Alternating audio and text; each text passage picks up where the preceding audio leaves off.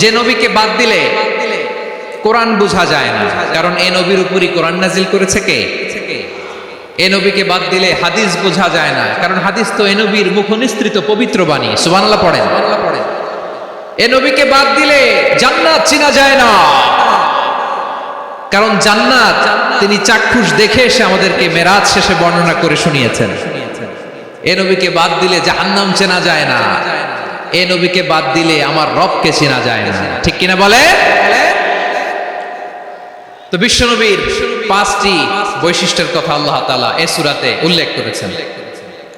আল্লাহ রাসূল সাল্লাল্লাহু আলাইহি ওয়াসাল্লাম যখন মক্কাতে দাওয়াত দিচ্ছিলেন, মক্কার কুরাইশরা নানাভাবে বিষ্ণু ঈসা ইসলামকে কষ্ট দিচ্ছিল, নানাভাবে ট্যাগিং করছিল, মিথ্যা অপবাদ দিচ্ছিল। কখনো কখনো তারা বিশ্বনবীকে বলছিল মিথ্যাবাদী, কাযযাব। কখনো বলছিল যে তুমি হচ্ছে জাদুকর, সাহের। কখনো বলেছে শায়ের, মুহাম্মদ তুমি কবি। কখনো বলেছে কাহেন, মুহাম্মদ তুমি গণক। এবং কখনো বলেছে মুহাম্মদ তুমি হচ্ছে মাজনুন, মানে পাগল। আওয়াজ করে সবাই পড়ুন নাউযু বিল্লাহি মিন যালিক।